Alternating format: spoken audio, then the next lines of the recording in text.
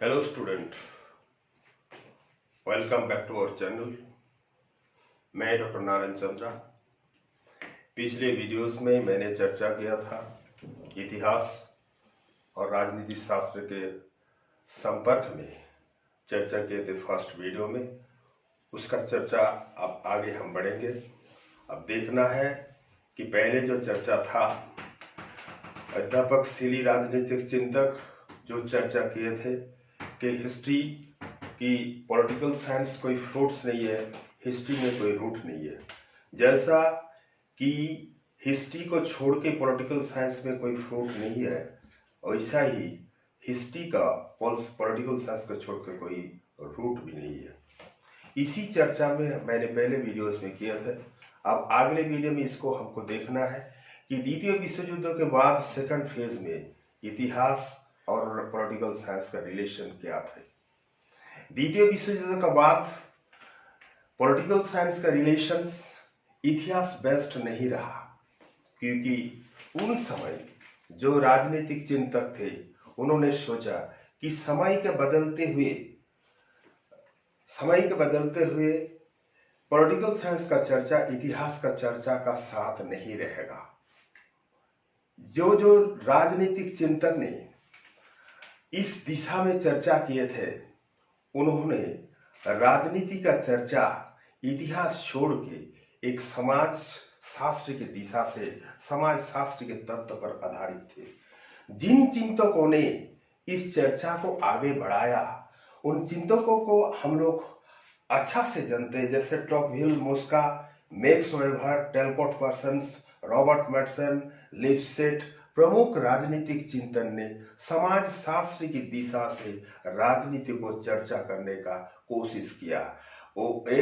इसीलिए इस चर्चा ने सोशियोलॉजी का दिशा से जब चर्चा किया तो ये एक राजनीतिक क्रांति अर्थात पॉलिटिकल रिवॉल्यूशन का रूप में जाना जाते थे। तो हमें देखेंगे अभी कि द्वितीय विश्व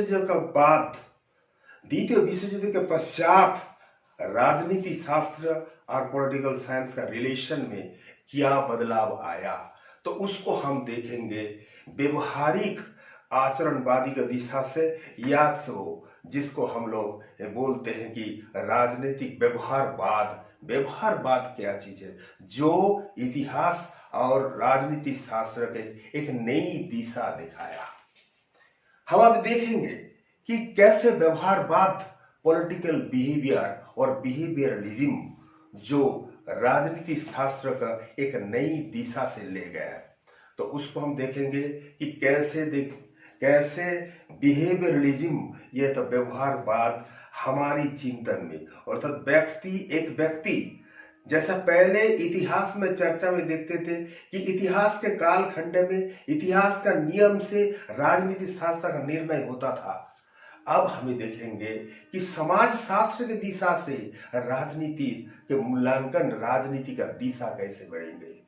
तो इस दिशा से जो पॉलिटिकल रिवॉल्यूशन आया उसको हम ले जाएंगे व्यवहारवाद, ये तो बिहेवियरल अप्रोच का साथ साथ। बिहेवियरल अप्रोच क्या चीज है कि एक व्यक्ति, एक समाज राजनीति को कैसे सोचता है, राजनीति को कैसे देखते हैं, उसका प्रतिदिन का व्यवहार, प्रतिदिन का आचरण और उसका प्रतिदिन का चाहत और पावत, उसका प्रतिदिन का कैसे उसको बिहेवियर, कैसे उन्होंने इसको सोचता है, ये हम देखेंगे। लेकिन हिस्ट्री पहले जो था वो ऐसा नहीं था। वो ऐसा था कि उसमें इतिहास का कालखंड में क्या घटना था उसको हम लोग पॉलिटिकल साइंस का रिलेशन में जोड़ते थे।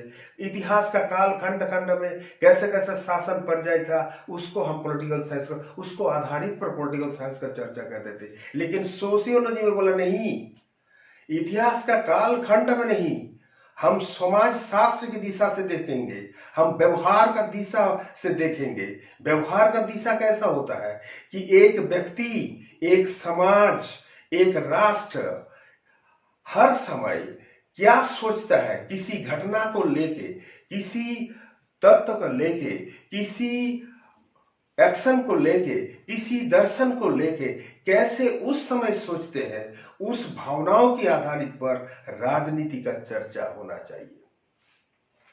तो हम देखेंगे कि पॉलिटिकल साइंस जिन चिंतकों ने इसको बिहेवियरल रूप में अर्थात राजनीति व्यवहारवाद का रूप में समाज शास्त्र की दिशा से राजनीति को चर्चा आगे बढ़ाया और उसके बाद ये चर्चा थोड़ा से खत्म भी हुआ, तो फिर एक दिशा आया, फिर एक समय आया जहां कि समाज तंत्र का दिशा को छोड़ के फिर डाटा को, इतिहास को, डाटा को लेके उसको एनालिसिस करके उसको विश्लेषण करते हुए आगे फिर बढ़ा। तो ऐसे हम देखे हैं कि राजनीति इतिहास की आधारित चर्चा में पहले एक दिशा है, फिर उसका बाद समाजशास्त्र की दिशा में उसका आगे बढ़ा, उसका व्यवहारवाद का दिशा में आगे बढ़ा, फिर उसका बाद फिर एक जो चेंजेस आया जिसमें देखा कि डाटा ऑफ द हिस्ट्री को हम लोग कलेक्शन किए और उसको एनालिटिकल करके एक नई राजनीतिक दर्शन को हम लोग चुनने लगे और उसको आगे बढ़ाने का कोशिश किए। जिन राजनीतिक चिंतन ने इस चर्चा को आगे बढ़ाया उन्होंने है कि Carl Friedrich, Hans Morgenthau, Leo Strauss, Neumann, Arnold Brecht, Maurice Duverger, Karl Deutsch इस दिशा में चर्चा को आगे बढ़ाया और इतिहास और राष्ट्र तत्व के चर्चा को एक नई दिशा दिया। अर्थात हमने देखे कि प्राचीन काल में एक समय था जिसका इसी इतिहास और राष्ट्र विज्ञान का चर्चा आगे बढ़ा। सेकंड फेज में जैसे हम देखे कि उसको द्वितीय विश्व युद्ध के बाद एक न्यू रिवॉल्यूशन आया, एक नई राजनीतिक क्रांति आया जो राष्ट्रीय विज्ञान को एक दिशा दिखाया, समाज तत्व की समाज शास्त्र के आधार पर उसको चर्चा में दिया, व्यवहारवाद के आधार पर राजनीति को मूल्यांकन किया।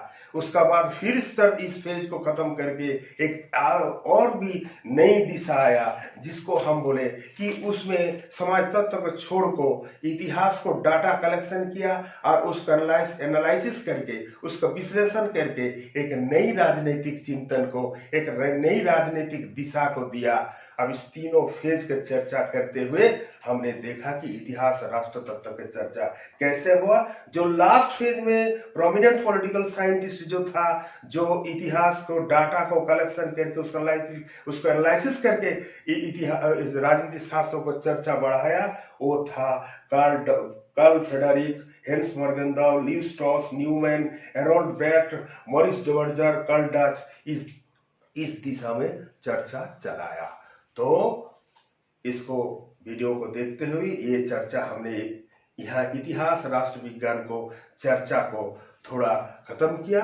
आप लोग अवश्य इस वीडियो को सब्सक्राइब कीजिए, थोड़ा कमेंट दीजिए कि कैसे हम लोग इसको आगे बढ़ाए, और भी चर्चा में कोई प्रॉब्लम होगा तो हम इसको चर्चा को आगे बढ़ाएंगे, इतिहास और राष्ट्र राजनीति शास्त्र का चर्चा को न्यू दिशा देंगे।